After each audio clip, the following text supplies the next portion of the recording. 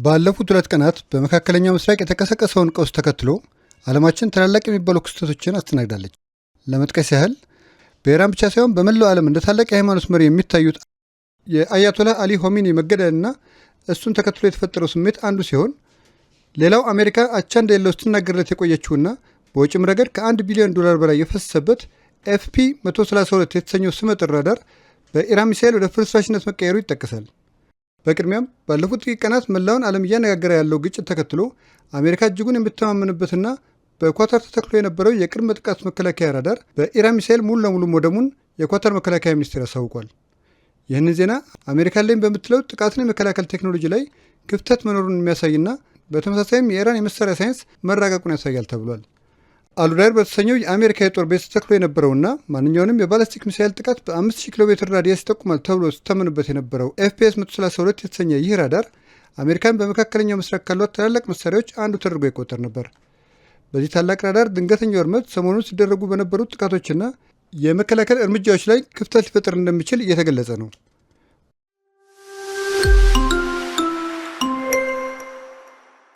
በዋነኛነት ከተከሰቱ የጦር ውድመቶችና ሕይወት መጥፋቶች በተጓዳኝ በእነዚህ የ2 ቀናት ጥቃት ከታዩት አስደናቂ ጉዳዮች ሌላው የኢራን ሃይማኖታዊ መሪ አያቶላህ አሊ ሆሚኒ መገደልን ተከትሎ የታየው የኢራውያን ስሜት ይጠቀሳል።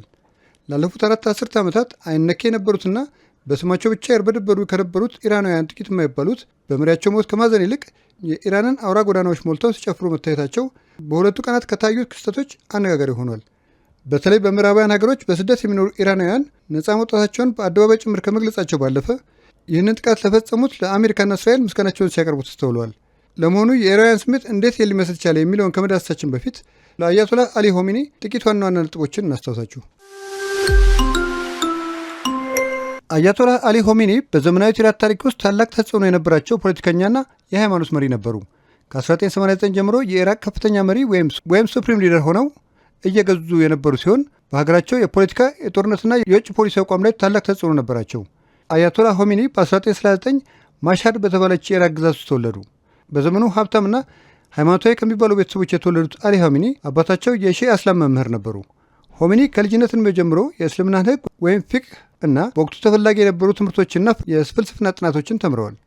ከፍተኛ ትምህርታቸውን ደግሞ ቆም ውስጥ የተከታተሉት ሆሚኒ የትምህርት በኋላ ላይ ተሳታፊ በነበሩባቸውና በፖለቲካ አቋማቸው ላይ ትልቅ ተጽዕኖ እንዳሳደረ ይነገራል። በወጣትነት ዘመናቸው ማለትም በ1960ዎቹና 70ዎቹ በቀድሞ የኢራን ዘውዳዊ መንግስት ላይ በሚደረጉ ተቃውሞዎች ላይ ተሳታፊ የነበሩ ሲሆን በዚህ ምክንያት ብዙ ጊዜ ለእስርና ስደት ተጋልጠው እንደነበረም ታሪካቸው ይናገራል። በሀገሪቱ ሲደረጉ የነበሩ ተቃውሞዎች ፍሬ አፍርተው በ1979 የኢራን መንግስት ተገርሶ እስላማዊ ሪፐብሊክ ሲመሰረት ሆሚኒም በአዲሱ መንግስት ውስጥ በተለያዩ ኃላፊነቶች የተመድበው መስራት ጀመሩ።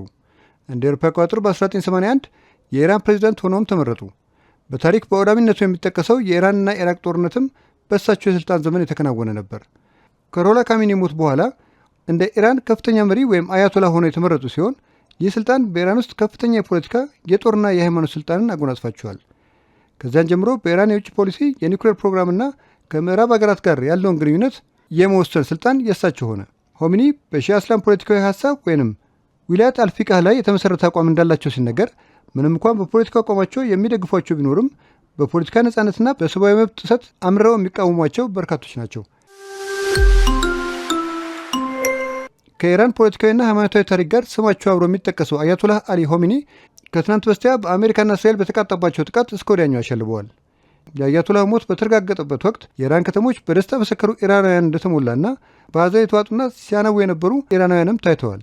በተለይ በምዕራባውያን ሀገራት በስደት የሚኖሩ ኢራናውያን ዜጎች ሀገራቸው ከጭቆና ነጻ እንደወጣች ሲናገሩና አሜሪካና እስራኤል በኢራን ላይ ስለወሰዱት ጥቃት ምስጋና ሲያቀርቡ ተስተውለዋል። በኢራን ብቻ ሳይሆን በአረቡ ዓለም እንደ ታላቅ የሃይማኖት መሪ የሚታዩት አያቶላህ አሊ ሆሚኒ መገደላቸው ለዓለማችን እጅግ አስደንጋጭ ዜና ቢሆንም እርምጃው አስከፊ መዘዝን ይዞ ሊመጣ እንደሚችል እየተነገረ ይገኛል።